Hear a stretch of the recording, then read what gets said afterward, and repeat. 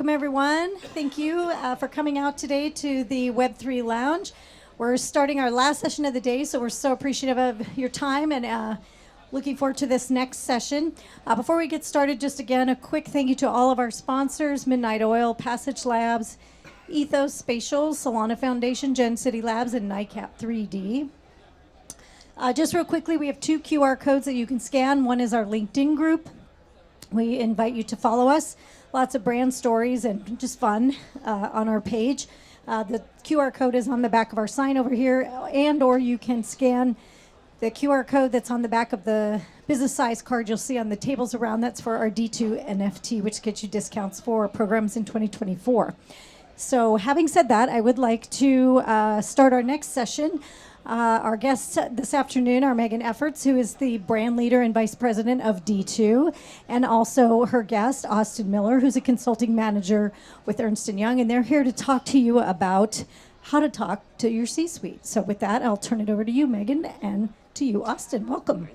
Thank you, Lori. Thanks.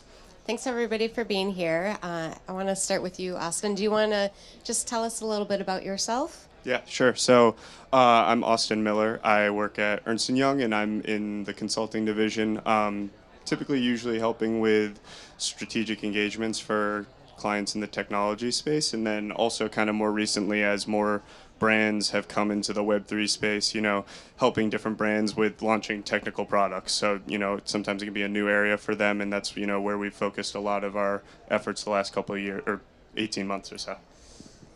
So we are at the end of day 3 of all the Web3 content we've been talking about. And the big question that people keep asking is Web3 dead? What's your take on that?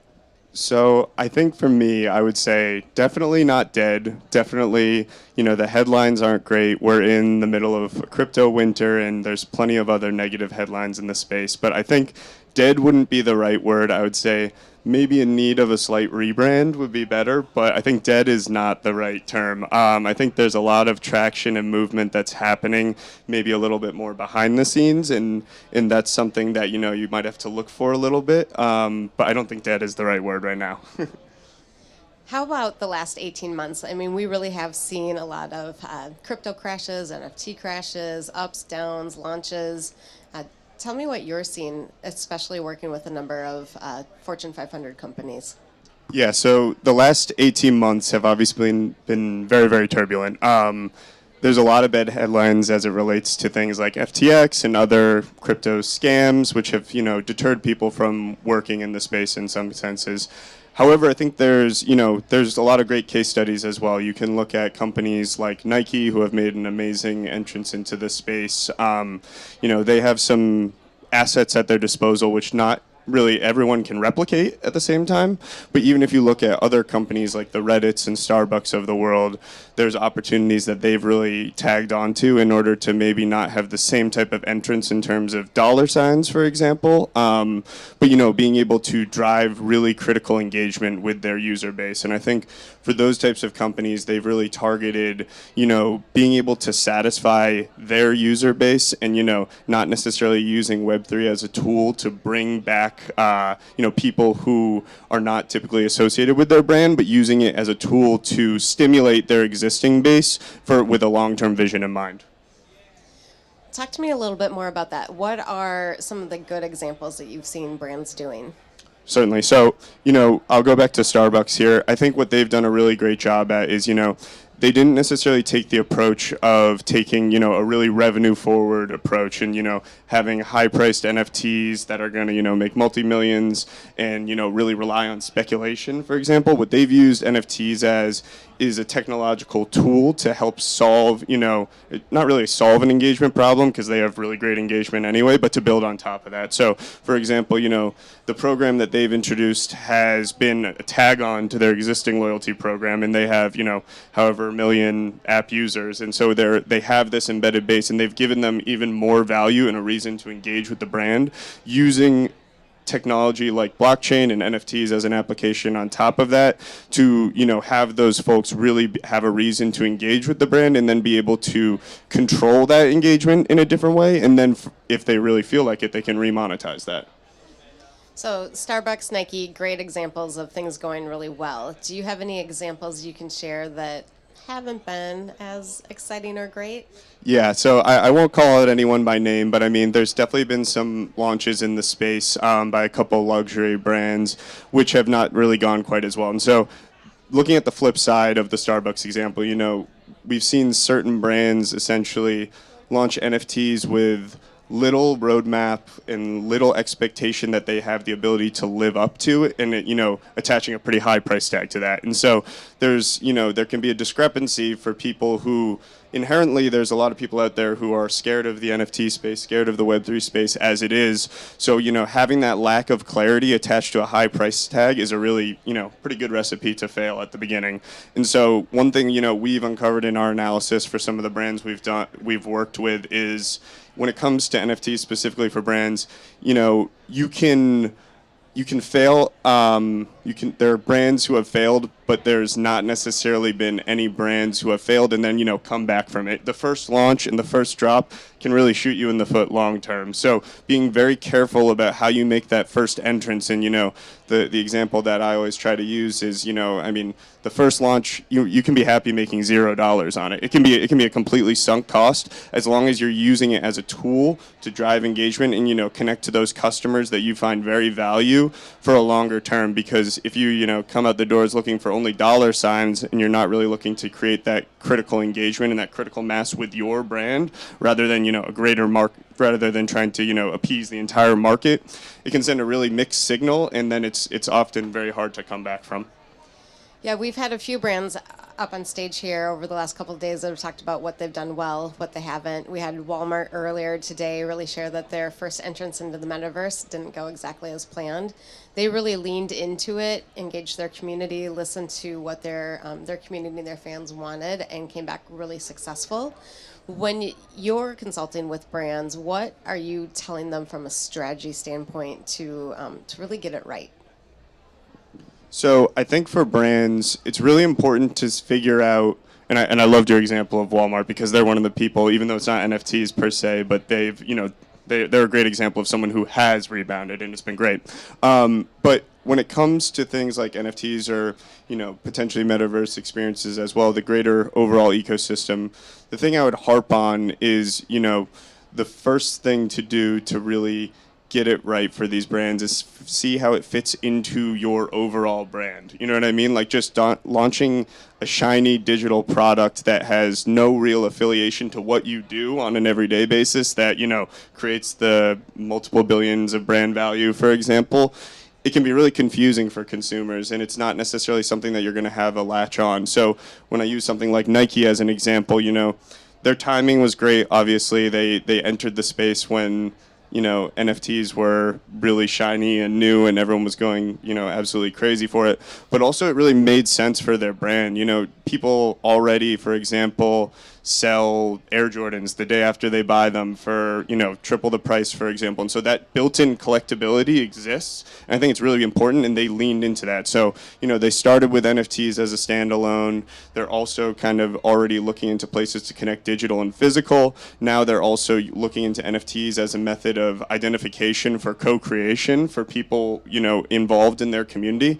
So, if you think about all those things together, the built-in collectability, having the co-creativeness that they're offering their community right now to, for example, design a new shoe, and then what comes with that, you have an NFT as associated with it for not only verification of ownership, but also, just to be a part of that community. So I think if you look at, that's really like a beacon to look at, is like they've really made it, stick with their brand as a whole, and it's been extremely positive because it fits into the overall ethos of what they're working on with everything else they're doing. We've seen just rapid change over the last 18 months, right? People are, chasing digital assets and collectibles and NFTs, and then the metaverse. We've got AI, which we'll talk about here in a second.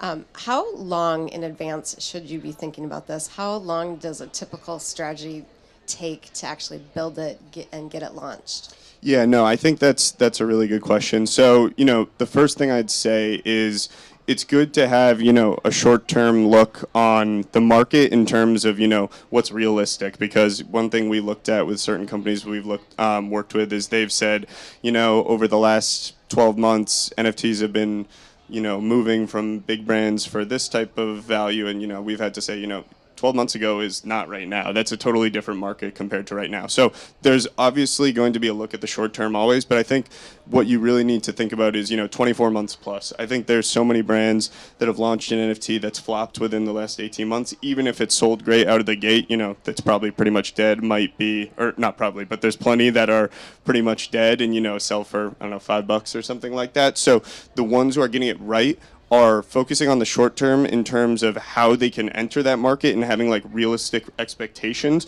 But what they're looking for as a long-term strategy is, utilization of the technology. And it's not just NFTs, it's all, blockchain-based technologies, but utilizing that technology to serve longer-term business goals. 24 months plus. What's the biggest question you get asked by brands?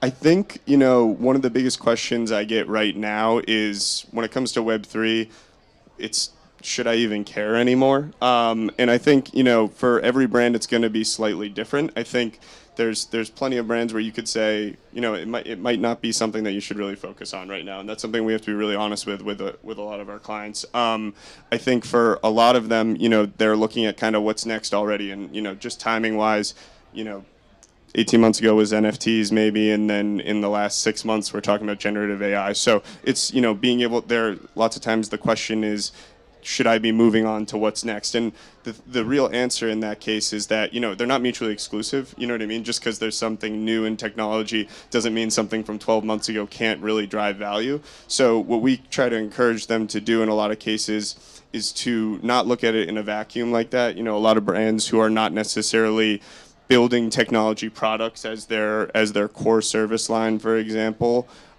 they try to just gravitate towards what's new and what's next. And so what we're trying to say to them is, don't look at it in a vacuum, and you can pursue both these options at once, and they might have completely different outcomes, but try to think about also how they might fit together and might be synergistic. So if you haven't started yet and you need about 24 months for a really good horizon, are you too late? I would say no. I would say you're not too late as of right now. I think there's plenty of opportunity within the space. I think, right now things are doom and gloom, of course, and I think a lot of that has to do with, just the overall market related to crypto and everything attached to that.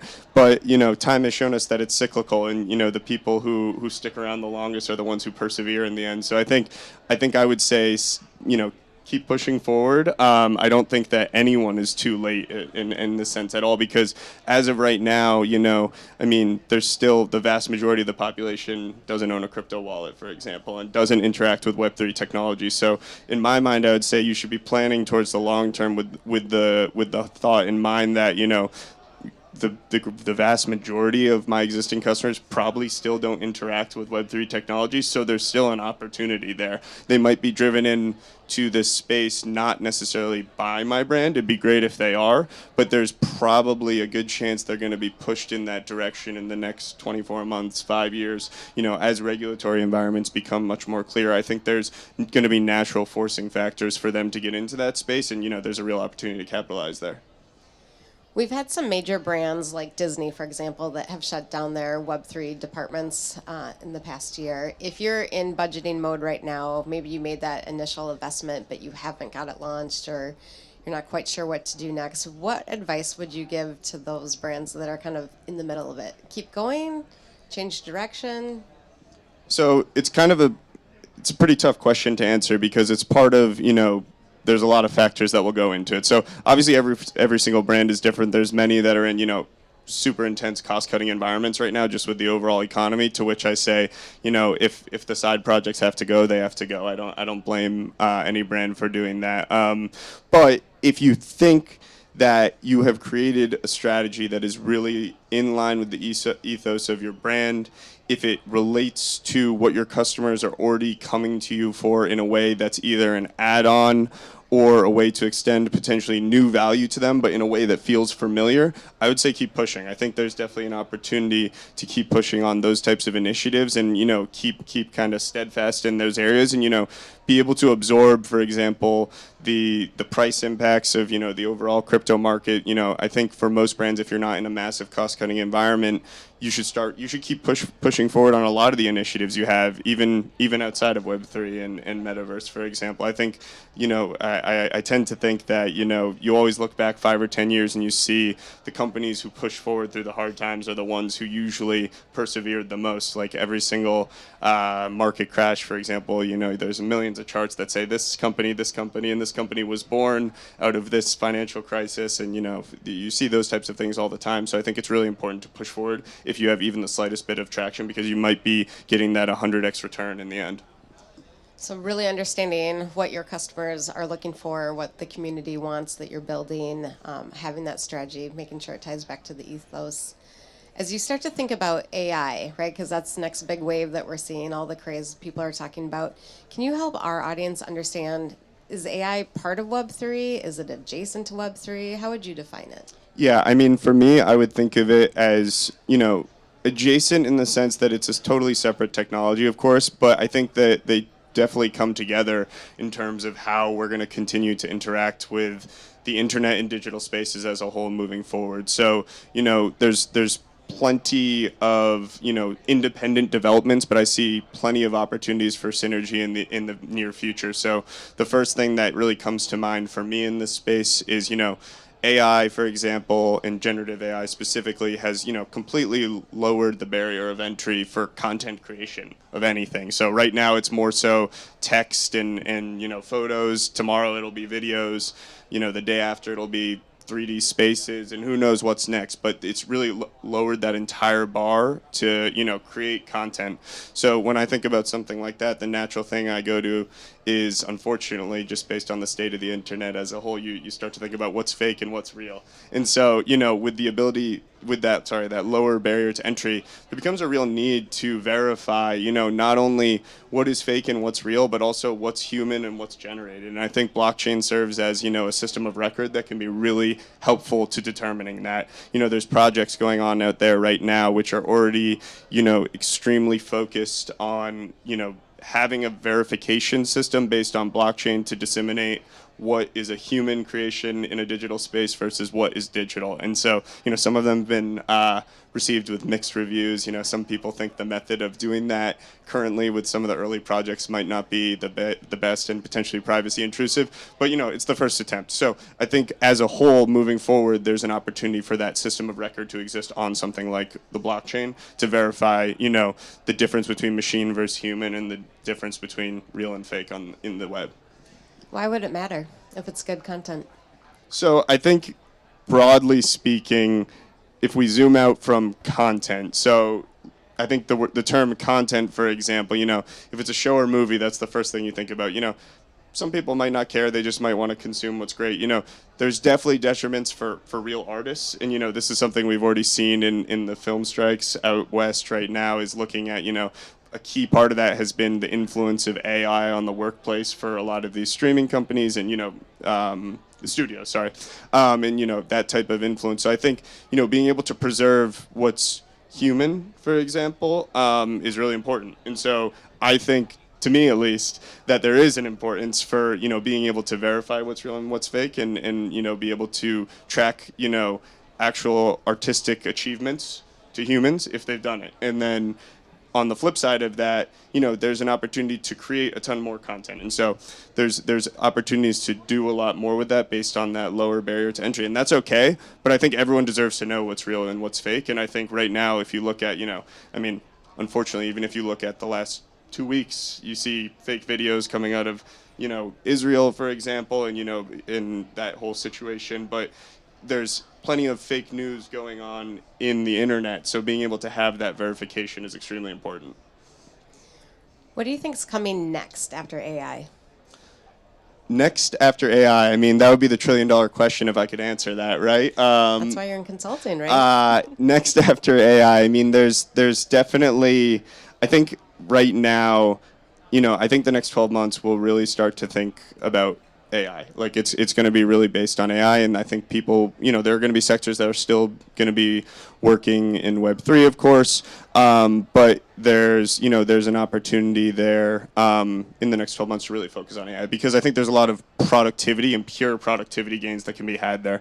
I think moving forward, we've already been working with companies that are piloting industrial metaverse applications, for example, and so I do think that with the increased ability that AI can play into things like like the metaverse, like Web3, and being able to use that as a tool to potentially ease the user experience and overcome some of those hurdles. I think the synergy of the two together, 24 months down the road, might be, closer to what we were promised of Web3 and what we were promised of the metaverse. I think, the two independent paths can essentially potentially converge along with, technological enhancements and things like augmented reality, of course, being, really important there. So I think, there's an opportunity for AI in a vacuum to exist for 12 months, for example. I think that much of the stuff in blockchain and metaverse will continue to be building on the side, but I think there's definitely an opportunity for them to converge, 12, 24 months out from now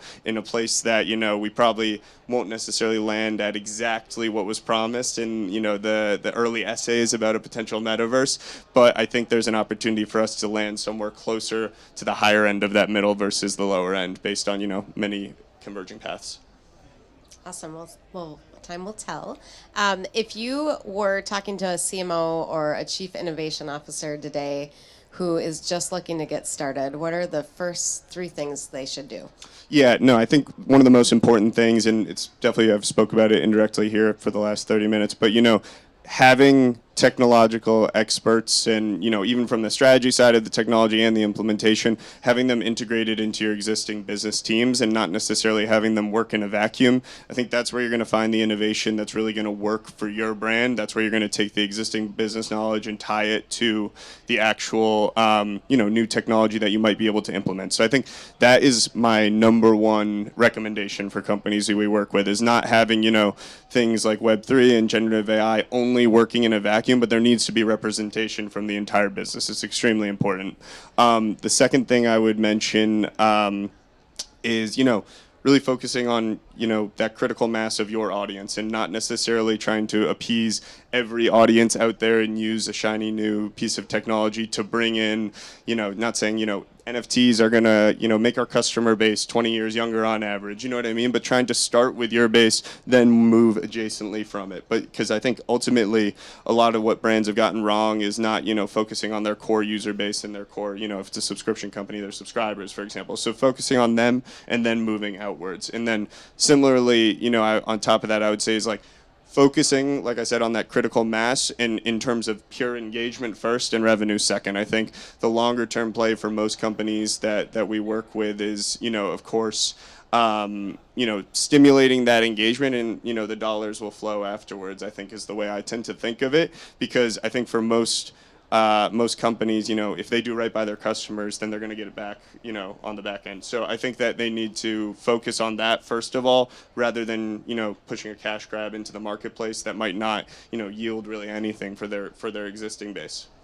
And I'd say that's super consistent to what we heard from everybody over the last 3 days. The ones that are being really successful are the ones that are in it for the long term and really are trying to build that community, understand what their fans want. Yeah, definitely. Anything else you want to add before we open it up to questions? No, I don't think so. I think any questions would be welcome. Does anybody have questions or comments? Different viewpoints? Okay. Oh, we got one. Just to open up the space. How does EY diligence chain partners? Like when a company comes to you, they want to do something in the metaverse or on chain. Like how are you diligencing like Solana, Avalanche, Near, Ethereum, whatever you're recommending? Yeah, so I mean, most of the case when it comes to like the protocol level, that's not something where we're having a hard, fast recommendation. We're usually presenting options based on potentially what they can provide. And so, obviously one thing that you start with as the first thing is, thinking about decentralized blockchains versus, more of like a privatized blockchain is probably the first question. I think the second thing on that side is, it's always coming to us that our brands we work with are focused on user experience. So, scalability, having, and I say scalability as it relates to user experience, not being caught in gas fees, for example, which has been something of the past. I think, what we sometimes focus on is not even just at the blockchain level, but moving up the stack. And so that's when we're really starting to lever in on user experience as well, and looking into places where brands can level up on kind of the experience they're providing to customers and saying that this is going to be, the most Web2 feeling, if you will, to really, build on those existing experiences, make them feel regular compared to what they do today, and familiar, sorry, is the better word, but to a place where they can get involved with certain technology without necessarily being daunted by it and scared by what's in front of them. So I think, to your question, it's sometimes on the protocol level, sometimes it's all the way up the stack, having some type of recommendation to make it feel normal for them. But if we go back to the protocol level, I think there's opportunities and benefits for every single protocol out there that's widely used. Obviously, with there's niche applications for many of them. So what we try to do is bring together a set of options that point to their goals in terms of what they want to deliver to the customer, and then also regulatory compliance is always going to be an angle as well. Other questions?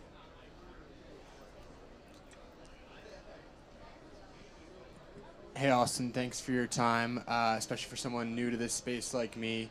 If you could just give an example of someone with a project that you're really excited by, both ongoing or in the past, that'd be awesome. Something I'm really excited about right now is some of the airlines getting into this space. So I think that there's a lot of interesting aspects for blockchain as it relates to loyalty programs specifically. So that can manifest itself in terms of NFTs or other blockchain-based systems. So some of the airlines are getting involved right now, and the reason it excites me on how they're doing it is that they're building it on top of what they're doing already in terms of loyalty programs. And so it's an add-on to what they're already doing. It's not necessarily swapping out something and just putting in a new piece of technology. Maybe in the end they end up converging into one, but I think what a lot of the airlines are doing is really cool. I think travel is a really interesting, unique experience. People, for example, save their own passports already because they want to have the stamps on where they went. So having a system of record attached to that in the form of, something like converting an airline ticket into an NFT and having that type of digital record on where you've gone is, it's super natural to how people travel already. So that's something that really excites me. I don't know about the remonetization if it's going to be the same as other blockchain programs, but it's something that's really excites me because it's unique and natural to that industry. So that's why it's something that I'm pretty interested in. That was a good question. It was. We have another question back here. Hi, so do you know of any businesses or industries that you think shouldn't adopt blockchain technology?